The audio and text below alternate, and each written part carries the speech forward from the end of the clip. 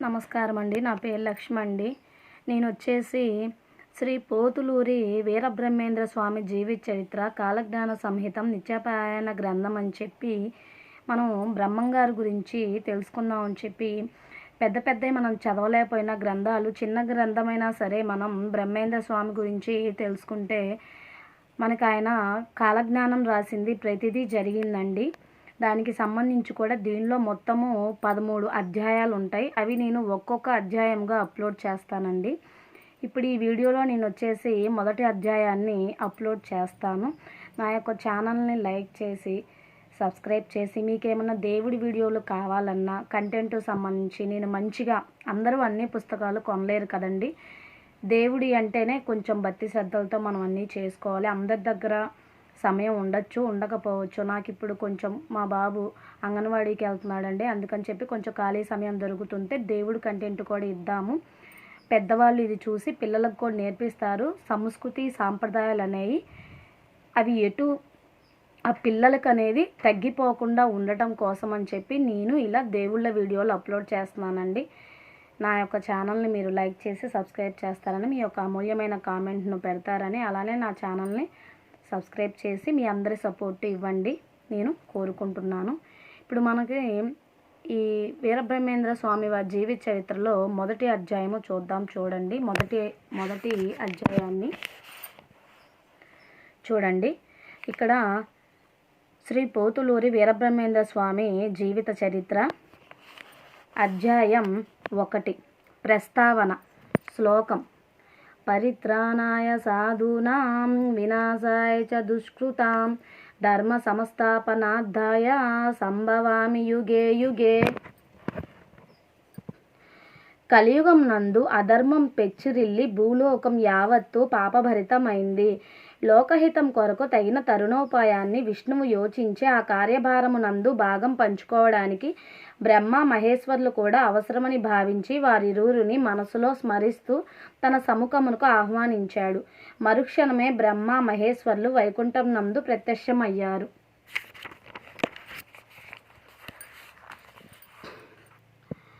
బ్రహ్మరుద్రులారా, నేడు కలియుగమున ధర్మం అంతరించింది, అధర్మం పెచ్చిరిల్లింది. ఆ అవనిపై మరలా ధర్మ ప్రతిష్టాపన గావించవలసిన బాధ్యత త్రిమూర్తులమైన మనపై ఉన్నది.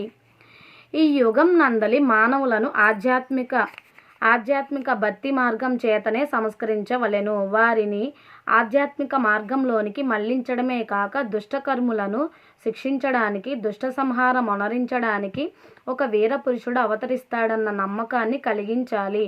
అప్పుడు మాత్రమే మానవులను సంస్కరించి సరి అయిన దారిలో పెట్టి లోకశాంతిని, ధర్మ ప్రతిష్టాపనని సాధించగలము అని పలికి శ్రీహరి రుద్రుని వైపు చూస్తూ, శంకరా, నీవు కాశీక్షేత్రం నందు నివసిస్తున్న విజయసింహుడు అను క్షత్రియుని ఇంట ఆనంద భైరవ యోగి అనే పేరున జన్మించి రాజనీతిని ధర్మమును తప్పకుండా జనకుడి వలె రాజర్షివై ఆ రాజ్యాన్ని పాలించు.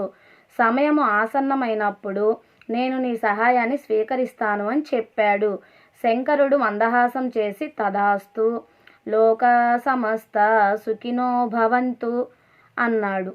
శ్రీహరి చతుర్ముఖుణ్ణి గాంచి విధాత భరతఖండమందు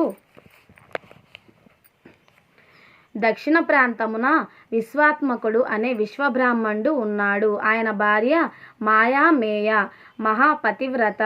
ఆ పరమపావని గర్భమున నీవు జన్మించి సన్యాసివై బ్రహ్మానందుడు, అన్నాజయ్య అనే 2 నామములతో ప్రసిద్ధి చెంది దివ్యక్షేత్రముల్లో సంచరిస్తూ బ్రహ్మజ్ఞానివై సంచరిస్తుండుము అని చెప్పాడు. బ్రహ్మ మందహాసమునొచ్చి, పితృదేవా, నీ ఆజ్ఞను శిరసా వహిస్తాను. నువ్వు చెప్పినట్లే భూలోకమున జన్మించి నీ రాకకై నిరీక్షిస్తాను. మరి నీవో అన్నాడు. శ్రీహరి చిరునవ్వు నవ్వి, బ్రహ్మాండపురము నివాసస్థుడు విశ్వకర్మ కులోద్భవుడు పరిపూర్ణాచార్యులు అను విశ్వబ్రాహ్మణునకు సహధర్మచారిణి అయిన ప్రకృతాంబ గర్భమున జన్మించి వీరం బొట్లయ్య, వీరప్పయ్య, వీరబ్రహ్మమను 3 నామములతో ప్రసిద్ధి చెంది అజ్ఞానాంధకారమున చిక్కి అలమటిస్తున్న వారికి బ్రహ్మజ్ఞానమును ఉపదేశిస్తూ వారిని పావనులుగా చేస్తూ హరిహరపురమునందు ఆనందాశ్రమం ఏర్పరచుకొని దాని యందు నివసిస్తూ పతితులను పావనులుగా చేస్తుంటాను అని తెలిపి మనము ఈ కార్యక్రమంను పూర్తి చేసే వరకు మహేంద్రుడు స్వర్గలోకమునందే ఉండి మనకు సర్వదేవత సహకారాన్ని అందిస్తాడు. అట్లే సూర్యుడు అంతరిక్షమున తేజరిల్లుతూ లోకయాత్ర చేస్తుంటే నేను సదా అతనిలో లీనమై ఉండి నా లోక రక్షణ కార్యాన్ని నిర్వర్తిస్తుంటాను అని విశదీకరించాడు మహావిష్ణువు. పరిపూర్ణాచార్య దంపతులకు ఈశ్వర కటాక్షం. బ్రహ్మాండపురము శ్రీ విశ్వకర్మ వంశస్థుడు పరమగురువు అయిన పరిపూర్ణాచార్యులు అని విశ్వబ్రాహ్మణుడు ఉన్నాడు. అతనికి పరమ పతివ్రత ప్రకృతాంబను అర్ధాంగి కలదు. వారిరువురు శివభక్తులే కాక సాక్షాత్తు పార్వతీ పరమేశ్వరులే వలె జీవిస్తున్నారు. అంతటి పుణ్య దంపతులకు సంతానం లేదు. సంతతి లేని తాము మహాపుణ్యక్షేత్రమైన కాశీపట్టణమునకు వెళ్ళి అతడి విశ్వనాథుని దర్శించి పూజించి ప్రార్థిస్తే తమకు తప్పక సంతానం కలుగుతుందని ఆమె మనసుకు తోచింది. ఆ దంపతులు అనేక వ్యయ ప్రయాసలకు వచ్చి కొంతకాలానికి కాశీక్షేత్రానికి చేరుకున్నారు. విశ్వనాథుని దర్శించగానే ప్రకృతాంబ భక్తి పారవస్యంతో ఇలా ప్రార్థించింది. పరమేశ్వర, చిరకాలంగా మేము నీ పాదదాసులం, నీ విధేయులము, నీ భక్తులము, నిన్నే నమ్ముకున్న నా ప్రార్థన ఆలకించు, నాకు పుత్ర సంతానమును అనుగ్రహించు అని అకుంఠిత భక్తితో విశ్వనాథుని ప్రార్థించింది ప్రకృతాంబ. అలా ఒక్కరోజు కాదు, ఒక్క పూట కాదు, ప్రతి పూట ఆ దంపతులు గంగా స్నానం ఆచరించి విశ్వేశ్వరుని దర్శించుకొని అలా ప్రార్థిస్తూ ఉన్నారు. కాశీ విశ్వనాథుడు ఒకనాటి రాత్రి ప్రకృతాంబకు స్వప్నం నందు దర్శనమిచ్చాడు, ఆశీర్వదించాడు. అంతలోనే ఆ కాశీ విశ్వనాథుని స్థానంలో ఆయనకి బదులు వైకుంఠవాసుడైన శ్రీమన్నారాయణుడు అభయహస్తంతో దర్శనమిచ్చాడు. పరమపావని, నీ ప్రార్థన ఆలకించాను. ఈ జగత్తును ఉద్ధరించడానికి శ్రీమన్నారాయణునైనా నేనే నీ గర్భమున జన్మించగలను. మీకు మీ వంశమునకు చిరకీర్తిని అందించగలను. కానీ ఒక్క విషయం, నీకు పుత్రోదయము అయినంతనే నీ భర్త పరిపూర్ణాచార్యులు జీవితాన్ని చాలిస్తాడు అని చెప్పి విష్ణుమూర్తి ఆమెను దీవించి అంతర్ధానం అయినాడు. ప్రకృతాంబ ఉలికిపాటుతో తక్షణమే భర్తను లేపి తన స్వప్న ఉదంతమును ఆయనకి తెలిపింది. భార్య మాటలకు పరిపూర్ణాచార్యులు వారు మందహాసం చేసి, ఓసి పిచ్చిదానా, నువ్వెంత అమాయకురాలివే, ఈ లోకాన్ని ఉద్ధరించబోయే మహాపురుషుడు నీ గర్భాన జన్మించబోతున్నాడని కదా ఆ హరిహరులు నీకు తెలిపారు. అట్టి లోకోద్ధరణ ధర్మ నిర్వహణలో నీ పాత్ర ఆ మహాత్ముడికి జన్మనివ్వడం. ఆ కర్తవ్యాన్ని శివానుగ్రహంగా భావించి నిర్వర్తించు అని ప్రబోధించాడు పరిపూర్ణాచార్యులు. ఒకనాటి రాత్రి ప్రకృతాంబ భోజనాధికాలు ముగించుకొని తన గదిలో నిద్రకి ఉపక్రమించబోతుండగా ఆ గదంతా ఊహాతీతమైన ప్రకాశంతో మెరిసిపోసాగింది. ఆ వెలుగు ఒక చక్రంలాగా రూపుదాల్చి ఆ సుదర్శన చక్రము పున్నమి చంద్రుని వలె అత్యద్భుత తేజో విరాజంతో ప్రకాశించసాగింది. ఆ అద్భుత దృశ్యాన్ని చూస్తున్న ప్రకృతాంబకు ఏదో తెలియని మైకం కమ్ముకు వచ్చింది. అంతలో ఆ సుదర్శనం వెలుగులు విరజిమ్ముతూ ముందుకు వచ్చి మైకములో మునిగి ఉన్న ప్రకృతాంబ గర్భంలో ప్రవేశించింది. ఆమె దేహం అద్భుతమైన తేజస్తో ప్రకాశించింది. ప్రకృతాంబ గర్భవతి అయి క్రమంగా 9 మాసాలు నిండాయి.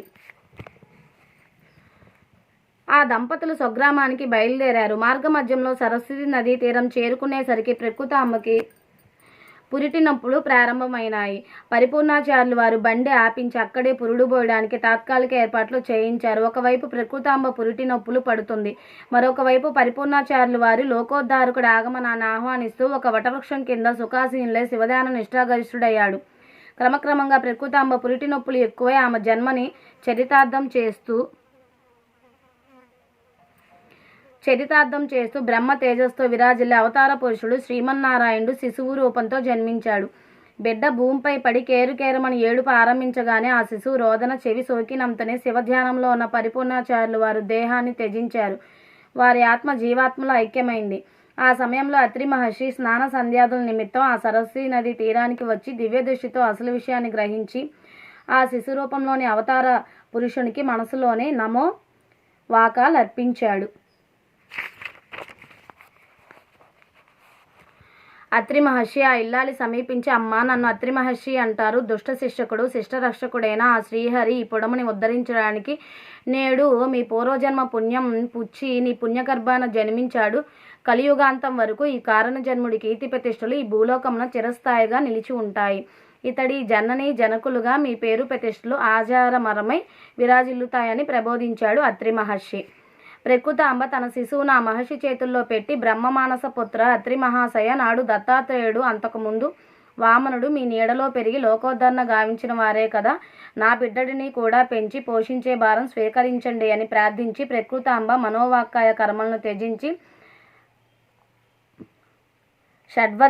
షడ్వద్వారాలను భేదించి సహస్రారం ద్వారా శివ జీవైక్య సంధానం పొందింది. అంతటా ఆ నదీ తీరంలోని పరిపూర్ణాచార్యులు ప్రకృతాంబల మృతదేహాలను సమాధి చేయించి ఆ బాలునికి వీరం బొట్లయ్య అని నామకరణం చేసి అతన్ని జాగ్రత్తగా పెంచి పోషించసాగాడు అత్రి మహర్షి. వీర భోజయాచార్యులు వీర పాపమాంబలకు శివానుగ్రహం. నందికొండ నగరంలో పాపాగ్ని మఠం ఉన్నది. విరాడ్విశ్వకర్మ వంశము వారు ఆ మఠమునకు అధ్యక్షులై ధర్మస్వరూపులై తేజరిల్లారు. ఆ పవిత్ర వంశం నందు వీరభోజయాచార్యుడు జన్మించాడు. ఆ మఠాధ్యక్షుడికి వీర పాపమాంబ అర్ధాంగి. ఈ మహాపతివ్రతకి సంతానం లేదు. ఒకనాడు వీరభోజయాచార్యులు ఇంట్లో లేని సమయంలో దివ్య తేజస్తో వెలిగిపోయే ఒక మహాత్ముడు సాధు రూపంలో ఆ ఇంటికి వచ్చాడు. వీర పాపమాంబ ఆ సాధు పురుషుణ్ణి సాక్షాత్ విశ్వకర్మగా భావించుకొని భక్తితో అర్ఘ్యపాద్యాదులు ఇచ్చి ఆయనకి పాదపూజ చేసి ఆ పవిత్ర పాదోదకాన్ని భక్తి ప్రపత్తులతో పానం చేసింది. ఆమె భక్తి ప్రపత్తులకు సంతసించిన సాధు పుంగవుడు మందహాసం చేసి, అమ్మా, ఆ పరమేశ్వరుని దివ్య కరుణా కటాక్ష వీక్షణముల వలన కొద్ది కాలంలో బాలుడొకడు ఒక మహర్షి ప్రసాదంగా మీకు లభిస్తాడు. అమ్మా, దైవ ప్రేరణ చేత కొద్ది రోజుల్లో మీరు తీర్థయాత్రలకు బయలుదేరతారు. మార్గమధ్యంలో సరస్వతి నదీ తీరం వద్ద ఆ మహర్షి దర్శనం ఇచ్చి తాను పెంచుచున్న ఆ లోకోత్తమ బాలుని మీకు ప్రసాదిస్తాడు. ఆ బాలుడి జన్మ రహస్యాన్ని కూడా ఆ మహర్షి మీకు తెలియజేస్తాడు. ఇది సత్యం అని చెప్పి ఆమెను ఆశీర్వదించి నిష్క్రమించాడు. వీర భోజయాచార్య దంపతులు సాధు పొంగవుని ఆదేశానుసారం ఆ మరునాడే తీర్థయాత్రలకు బయలుదేరారు. వారు అనేక క్షేత్రాలను తీర్థాలను దర్శిస్తూ కొంతకాలానికి సరస్వతి నది తీరానికి చేరుకున్నారు. వీర భోజయాచార్య దంపతులు పుణ్య నదీ స్థానాలు ఆచరించి ఆశ్రమానికి చేరి అత్రి మహర్షిని దర్శించి భక్తి ప్రపత్తులతో ఆ మహర్షికి నమస్సుమాంజలు అర్పించారు. అత్రి మహర్షి తన దివ్య దృష్టితోటే వచ్చిన వారెవరో గ్రహించాడు. అత్రి మహర్షి ఆదేశానుసారం వీరభోజయాచార్య దంపతులు ఆశ్రమంలోని నివసిస్తూ ఆ మహర్షికి సపర్యలు చేస్తూ అక్కడే నివసించారు. ఆ విధంగా 6 మాసాల కాలం గడిచిపోయింది. ఒకనాడు అత్రి మహర్షి ఆ దంపతులను తన సముఖానికి రప్పించి 6 మాసాల వయసు గల వీరం బొట్లయ్యను ఎత్తుకొని వచ్చి ఆ దంపతుల చేతుల్లో ఉంచారు.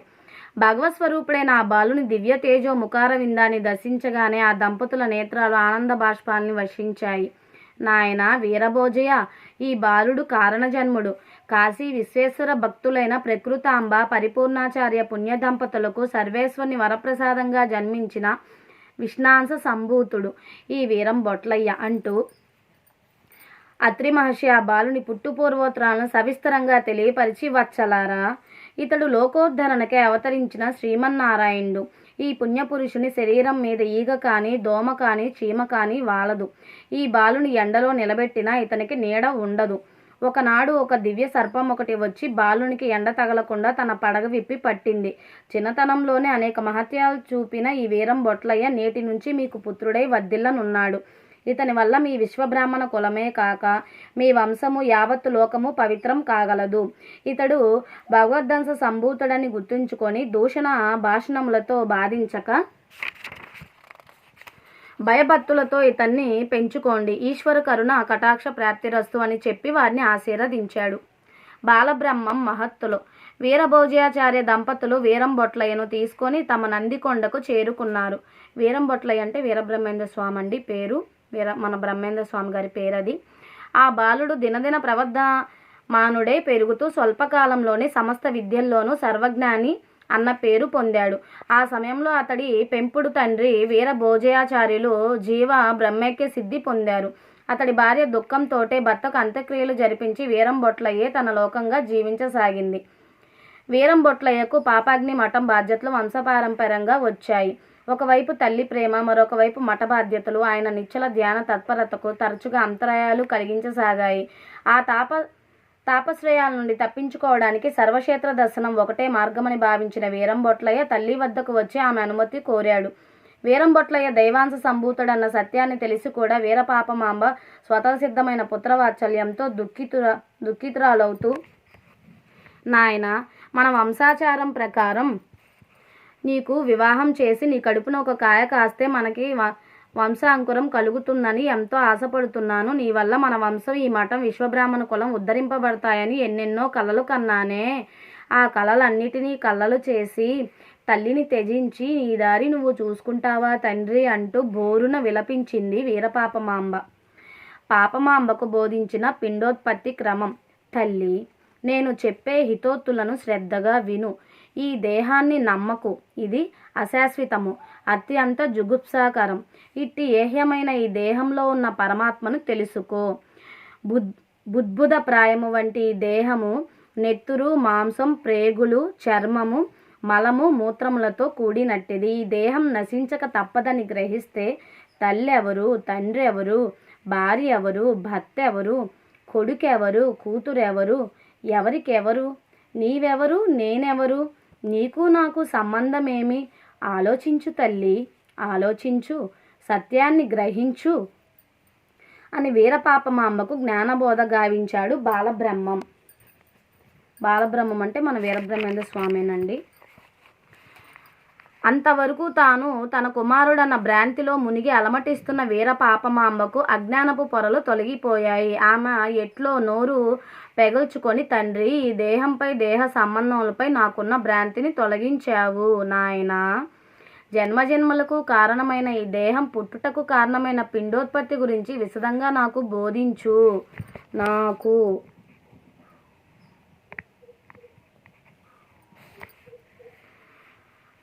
మని వేడుకొంది వీరపాపమాంబ. వీరంబొట్లయ్య తల్లి కోరికను మన్నించి ఈ విధంగా బోధించసాగారు. మానవుడు భుజించిన అన్నం 3 భాగములుగా ఉంటుంది. కనిపించే భాగం స్థూలమని, దాని మధ్య నుండి జిహ్వకు తెలియు రసము సూక్ష్మము అని, దాని యందుండు సత్తువు అణువు అని పిలువబడుతుంది. మానవుడు భుజించే అన్నము, నీరు, నెయ్యి మొదలైన పదార్థాలు సమ్మిళితమై శరీరానికి మదమును, ప్రాణమునకు చేష్ట సమర్థతను, మనసునకు దారుఢ్యమును కలగజేస్తుంది. వీటిలో మదము అతిశయించినప్పుడు పురుషుడికి శుక్లము, స్త్రీకి శోణితము బుద్ధి చెంది ఋతుకాలం నందు భార్యాభర్తలు సంగమం పొందినప్పుడు శుక్లము అధికమైనప్పుడు పురుష శోణితము అధికమైనప్పుడు స్త్రీ, రెండూ సమానమైనప్పుడు నపుంసకుడు జన్మిస్తారు. ఒకసారి రతికార్యం చేసి కామం తీరాక మరలా వెంటనే రతికార్యం చేసిన ఎడల శుక్ల శోణితముల ఎక్కువ తక్కువలను బట్టి ఒక స్త్రీ, ఒక పురుషుడు గాని, 2 స్త్రీలు గాని, 2 పురుషులు గాని జన్మిస్తారు.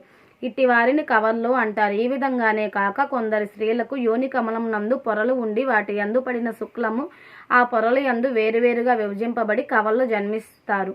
ఇట్లే యోని కమలము నందు పొరలు ఉండుట చేత పందులు, కుక్కలు, పిల్లులు మొదలైన జంతువులకు 2, 3, 4 పిల్లలు పుడుతుంటాయి. ఇక స్త్రీ యొక్క ఋతుకాలం ఈ విధంగానున్నది. ఋతుస్నాత అయిన స్త్రీ ఋతుస్నానం చేసిన నాటి నుంచి మొదటి 16 దినాలు ఋతుకాలముగా చెప్పబడుతుంది. ఇందులో మొదటి 3, 4 దినాలు సంగమమునకు నిషేధం. 4వ దినం నాడు రతి సలిపిన పిచ్చివారు, అపరిశుద్ధులు, శాస్త్రహీనులు జన్మిస్తారు.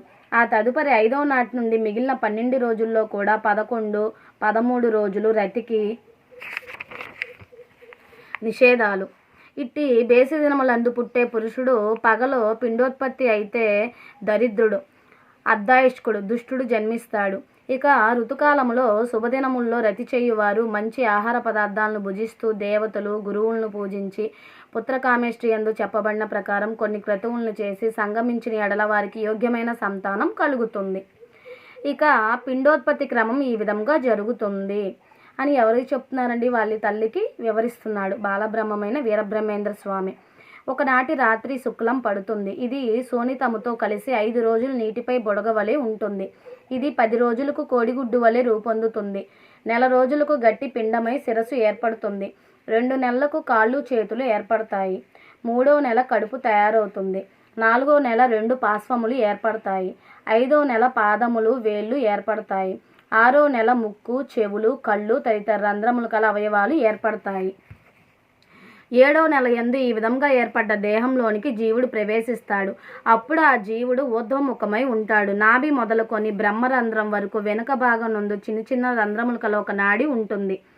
అప్పుడు ఆ తల్లి గర్భంలోని జఠరాన్ని బాధ లేకుండా సూతి అను పేరు గల ఒక తొడుగు పిండమును చుట్టుకొని ఉంటుంది. ఇక 8, 9వ నెలల యందు పూర్వజ్ఞానం కలిగి మలమూత్ర సహితమైన మాతృగర్భం నందు నిలిచి భూమిపై పడే వరకు తనలో తాను ఈ విధంగా దుఃఖించుచుండును. అయ్యో, నేనెంత మూర్ఖుడిని! పూర్వ జన్మాంతరముల యందు ఏ కొంచెమైనా పుణ్యం సంపాదించలేకపోయానే. ప్రపంచానుభవం కలిగి ఉండి కూడా నన్నెవడేమంటాడన్న అహంకారముతో సత్కరము చేయలేకపోయానే. నా స్వార్థం కోసం పరులను వంచే కార్యాలు, కర్మలు మాత్రమే చేశాను.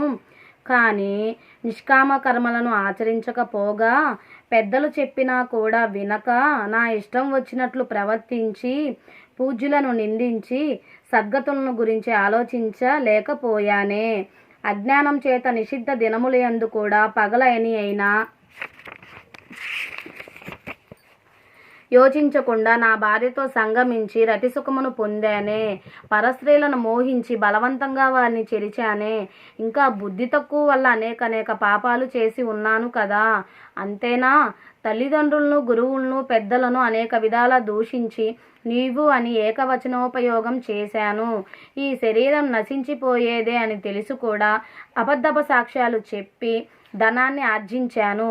ఆ ధనాన్ని భార్యాబిడ్డలకిచ్చి కూడా వారిచే అవమానించబడి దుఃఖించాను, నశించాను. మళ్ళీ మరొక జన్మ ధరించబోతున్నాను. ఈ జన్మలోనైనా జ్ఞానము కలిగి సద్గురువు యొక్క పాదపద్మములు ఆశ్రయించి సాంఖ్య, యోగ, భక్తి మార్గముల ద్వారా పరమాత్మను ధ్యానిస్తాను. మలమూత్ర దుర్గంధభరితమైన ఈ నరక కూపం నుండి బయటపడిన పిమ్మట బాహ్యమందు, ఆంతర్యమందు సగుణ నిర్గుణ పూజలు చేస్తాను. ఇక ముందెప్పుడు పరమాత్ముని మరవను. ఇక నేను ఈ మూత్రద్వారం నుండి ఎప్పుడు బయటపడుదునో కదా అని విచారిస్తుంటాడు. అంతా విష్ణుమాయ. కప్పి పిండము అధోముఖం అవుతుంది. అనంతరము గర్భం దాల్చిన తల్లికి పురిటి నొప్పుల బాధ కలిగిస్తూ తల్లి యొక్క ఆపాన వాయువు ప్రసారం చేతను, పిండమునందుండే ప్రాణాది వాయువు ప్రసారం చేతను బయటికి నెట్టబడి యోని మార్గం ద్వారా పిండము భూమిపై పడుతుంది.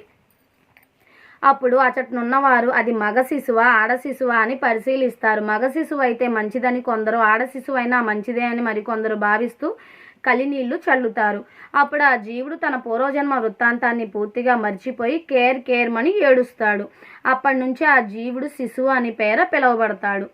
జీవుడి చతుర్దశలో వీర పాపమాంబకు పిండోత్పత్తి క్రమమును వివరించిన బాలబ్రహ్మ మాతృగర్భం నుండి బయటపడిన జీవుడి చతుర్దశ లక్షణములను ఈ విధంగా బోధించాడు.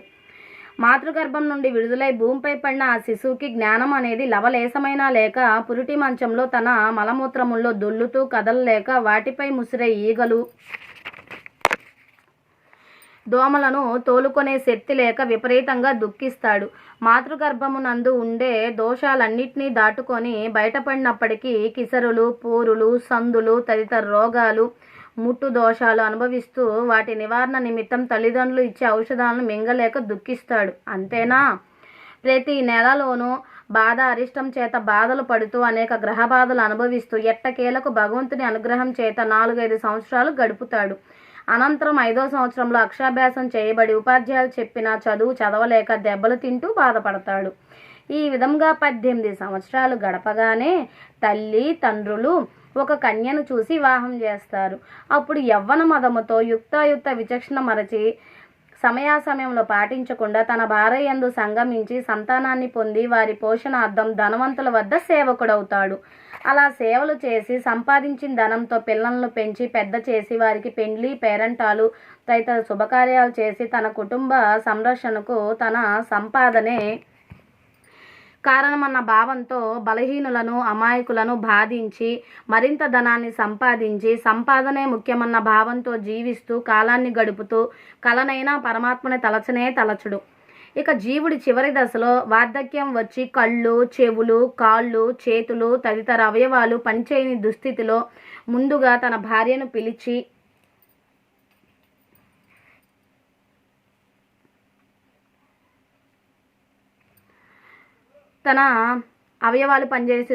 తన భార్యను పిలిచి తనని పైకి లేపమని అర్థిస్తాడు.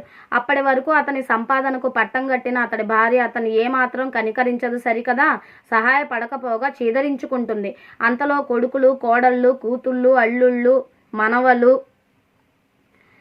మనవరాళ్ళు వచ్చి అనేకాంక్షలు విధిస్తూ ముక్కు మూసుకొని మూల పడి ఉండు మని గద్దిస్తారు. అప్పుడు ఆ జీవుడు, అయ్యో నేను నా వారు అనుకొని వీళ్ళందరినీ పెంచి పెద్ద చేసి పెళ్ళిళ్ళు చేశాను, పేరంటాళ్ళు చేశాను, అమాయకుల నోళ్లు కొట్టి ఆర్జించిందంతా వీళ్ళకి కట్టబెట్టాను. కానీ నా సొమ్ము తిని నా పంచన బతికిన వీళ్ళు ఇవాళ నన్ను చేదరించుకుంటున్నారు. ఇంత గంజి పోయటానికి చేదరించుకుంటున్నారు. నేను చేసిన ఉపకారానికి నా భార్య బిడ్డలు నాకు చేస్తున్న ప్రత్యుపకారం ఇదా? అయ్యో, ఒక్కసారైనా ఒక్క క్షణమైనా ఆ భగవంతుని తలుచుకోకుండా వ్యర్థ జీవితాన్ని గడిపి ఈ హీనస్థితిని కోరి తెచ్చుకున్నానే. ఈ స్థితిలో నాకు సుఖమునిచ్చి రక్షించేవారు ఎవరైనా ఉన్నారా అని వాపోతూ విచారిస్తుంటారు. అలా అంత్యదశలో ఉండగా యమకింకర్లు వచ్చి పాసాలు విసిరి దేహంలో నుంచి ప్రాణిని బయటికి లాగి ముళ్ళు, రాళ్ళు, రప్పలు, చీము, నెత్తురు తదితరములైన కఠిన మార్గాల గుండా యమభటులు ఆ జీవుడిని నరకానికి ఈడ్చుకొని పోయి నరకం నందు పడేస్తాడు. ఆ నరకంలో జీవుడు అనేక బాధలను అనుభవిస్తూ అలివి కానంతటి దుఃఖాన్ని అనుభవిస్తాడు. కర్మబంధాన్ని వదలలేని జీవుడు ఇలాగే మరలా పుట్టి గిట్టి ప్రతి జన్మ యందు ఈ చతుర్దశ లక్షణాలను అనుభవిస్తూ దుఃఖిస్తుంటాడు. బాలబ్రహ్మం చెప్పిన సాంఖ్యయోగం. బాలబ్రహ్మం చిరుమందహాసం చేసి, తల్లి, ఈ అవ్యక్త రూపములకు మూలము ప్రణవాక్షర సహిత పంచాక్షరి మహామంత్రము. ఈ మహామంత్రమును వివరిస్తాను, శ్రద్ధగా ఆలకించు. ప్రణవాక్షర సహిత పంచాక్షరి మహామంత్రం ఓం నమః శివాయ. ఈ మహామంత్రం నందు జగత్తుకే మాతాపితరులైన పార్వతీ పరమేశ్వరుల శక్తి ఉన్నది. అంతేగాక ముఖ్యంగా ఈ ప్రణవ మహామంత్రము 6 అక్షరములు కలదై దేవికి ప్రతిరూపమే విరాజిల్లుతుంది. అంటే ఈ ప్రణవ మంత్రము నందు గల 6 అక్షరముల్లో మొదటిదైన ఓంకారము ఆదిశక్తి ముఖ కమలముగాను, నమ అనునవి దేవి పాదములుగాను, సి అనునది దేవి నడుముగాను, యా అనునవి దేవి భుజములుగాను చేర్చబడి ఈ 6ను దేవి రూపమైన ఓం నమ శివాయ మహామంత్రంగా నిర్మితమైంది. అంతేకాదు ఈ మహామంత్రం నుండి ఈ ప్రపంచమునకు మూలమైన పంచభూతములు ఉద్భవించాయి. ఆ పంచభూతములు ఏవంటే పృథ్వీ, జలము, అగ్ని, వాయువు, ఆకాశములను. పృథ్వీ అంటే భూమి అండి, జలము అంటే నీరు, అగ్ని అంటే మనకు తెలిసిందే మంట అని, వాయువు అంటే గాలి, ఆకాశం మన పైన ఉన్న నెత్తి మీద ఉన్నది ఆకాశం, నింగి అంటారు. ఈ 5ంటిని పంచభూతములు అంటారు. ఈ పంచభూతములే శరీరంగా రూపొందాయి. ఈ పంచభూతములను విడివిడిగా విభజించడాన్ని పంచీకరణము అంటారు. ఈ పంచీకరణం అనగా మనసు, బుద్ధి, చిత్తము, అహంకారము, జ్ఞానములు అనే అంతఃకరణముల చేత ఆకాశము ఏర్పడింది. సమాన, వ్యాన, ఉదాన, అపాన ప్రాణములనే పంచ ప్రాణముల చేత వాయువు ఏర్పడింది. శ్రోత్రము, త్వక్కు, చక్షువు, జిహ్వ, గ్రాణములనే జ్ఞానేంద్రియముల చేత అగ్ని ఏర్పడింది. శబ్దము, స్పర్శము, రూపము, రసము, గంధము అనే పంచ తన్మాత్రల చేత జలం ఏర్పడింది. వాకు, పాని, పాదము, గుదము, గుహ్యములనే కర్మేంద్రియముల చేత పృథ్వీ ఏర్పడింది.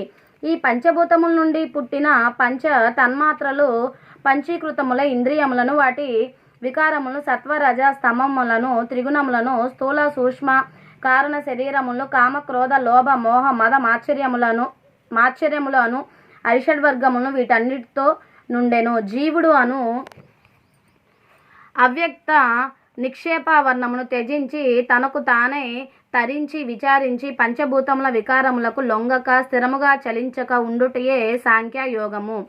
అట్టి సాంఖ్యయోగం ద్వారా జీవుడు పరమాత్మను గుర్తించుటే ఆత్మజ్ఞానము.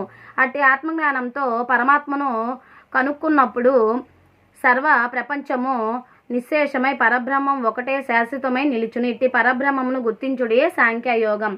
తల్లికి తారకోపదేశం చేసిన వీరం బొట్లయ్య. సాంఖ్యయోగమును వీరపాపమాంబకు తెలిపిన వీరం బొట్లయ్య ఆమెతో, తల్లి, ఇంతవరకు నీకు పరబ్రహ్మం యొక్క సాంఖ్యయోగమును వివరించారు. ఇహ ఆ పరబ్రహ్మమును గుర్తించుటకు అతి సులభమైన యోగ మార్గమును చూపిస్తాము.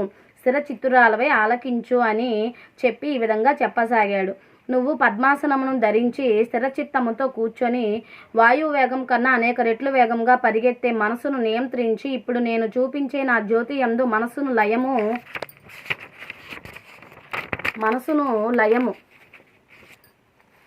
చేసినచో చిన్మయ రూపుడైన పరమాత్మ సాక్షాత్కారం సిద్ధిస్తుంది. అది ఏ అణువు. ఆ అణువు నందే కోటి సూర్యప్రకాశం ఆవిర్భవించింది. ఆ అణువు నుంచే సర్వలోకములు పుట్టి దానిలోనే లయించుచున్నవి. ఆ వెలుగే పరిపూర్ణమైన మోక్ష పదము. అజ్ఞానము అనే తిలను పిండి తైలము తీసి చక్షువులనే ప్రమిదలో తైలమును పూసి జీవన భ్రాంత్యం అనే వత్తిని వేసి నిర్వికారం అనే అగ్నిచే ఆ వత్తిని వెలిగించి అప్పుడు సిద్ధించే పరంజ్యోతి యందు మనసును లగ్నం చేసి తత్ఫలితంగా లభించే బ్రహ్మానంద ప్రవాహంలో మునిగి తరించు. ఇదే పరబ్రహ్మమును కనుగొంటకు సులభ సాధనము అని వివరించాడు. వీరపాపమాంబ సంతోషాంతరంగురాలై, నాయన, నిన్ను మాకు ప్రసాదించిన అత్రి మహర్షి నువ్వు స్వయంభువని ఎన్నో సాక్ష్యములతో తెలిపిన విషయాలను సైతం మర్చిపోయాను. నువ్వు విశ్వరూపుడవైన సాక్షాత్తు శ్రీ విరాట్ విశ్వకర్మ ప్రభుడవే కాని వేరు కాదు. సర్వాత్మ స్వరూపుడవైన నీవు నన్ను కటాక్షించి నీ భక్తురాలుగా అనుగ్రహించు, నాకు పరిపూర్ణ జ్ఞానమును ప్రసాదించు అని ప్రార్థించింది. నిన్నటిదాకా ఆమె ఆయనకి మాతృమూర్తి, నేడు ఆ మాతృమూర్తి ఆయనకి శిష్యురాలై భక్తురాలై ఆయనలో సద్గురువును అవతార పురుషుణ్ణి దర్శించింది. ఆమెలో వచ్చిన ఆ మార్పును గ్రహించిన వీరం బొట్లయ్య ఆమెను కరుణిస్తూ, అమ్మ, ఒకే ఒక్క నిమిషం నీ నేత్రములను మూసి ఉంచుమని ఆదేశించాడు. వీరపాపమాంబ ఆ ఆదేశాన్ని శిరసా వహిస్తూ భక్తితో కళ్ళు మూసుకుంది. నిమిషం తర్వాత, అమ్మ, అనుజ్ఞ ఇస్తున్నాను, నేత్రాలు తెరిచి నా విశ్వరూపాన్ని దర్శించుమని తెలిపాడు వీరం బొట్లయ్య. ఆ మాట వింటూ వీరపాపమాంబ ఉత్కంఠభరిత హృదయారాలవుతూ నేత్రాలను తెరిచింది. బ్రహ్మం గారి విశ్వరూప ప్రదర్శనం. వీరపాపమాంబ నేత్రాలను తెరవగానే తన కళ్ళకి కానవచ్చిన అత్యద్భుత విశ్వరూప సందర్శనాన్ని గాంచుతూ అప్రతిహురాలైపోయింది. బ్రహ్మంగారి విశ్వరూపం 1000 శిరసులు, 1000 నేత్రములు, 1000 హస్తములు, 1000 పాదములతో బ్రహ్మాండ భాండమంతగా తానే అయ్యి పాదములందు పాతాళం, మస్తకం సత్యలోకం, దేహం మత్స్యలోకం, నేత్రములు సూర్యచంద్రులు, చెవులు దిక్కులు, నాసిక ద్వారములు సత్యలోక ద్వారములు కాగా జిహ్వ వరుణదేవుడై, ఉదరము సప్త సముద్రములై, నాడులు మహా నదులై, రోమములు మహావృక్షములై, ఎముకలు పర్వతములై, శిరోజములు మేఘములై, ప్రాణములు వాయుదేవుడై, బాహువులు ఇంద్రాది దేవతలై, గుహ్యము బ్రహ్మదేవుడై, శుక్లము ధర్మ మార్గమై, వీపు ధర్మస్థలమై, వాగీంద్రియము అగ్నిదేవుడై, కోరలు యమధర్మరాజై, సకల చరాచర భువన మందలి సమస్తము తానే అయ్యి విశ్వరూపమును దాల్చిన బ్రహ్మంగారి విశ్వరూప సందర్శన భాగ్యాన్ని పొందిన వీర పాపమాంబ బ్రహ్మానంద వైతురాలై తన్మయత్వంతో భక్తితో ఊగిపోయింది. ఆ దివ్య భవ్య విశ్వరూప సందర్శనాన్ని ఆమె నేత్రద్వయం ఎంతోసేపు భరించలేకపోయింది. వీరపాపమాంబ మూసుకొని చేతులు జోడించి, తండ్రి, విశ్వవిరాట్ స్వరూప, సర్వప్రపంచాన్ని నీలోనే దర్శించాను. నువ్వు తప్ప ఈ సృష్టి సమస్తము అశాస్తమని, నిన్ను పొందుటే మోక్షమని నాకు అర్థమైంది. నాయన, ఈ వ్యర్థ ప్రపంచికమును నిరర్ధకములని నాకు అవగతమైంది. తండ్రి, పరమ అద్భుతమైన నీ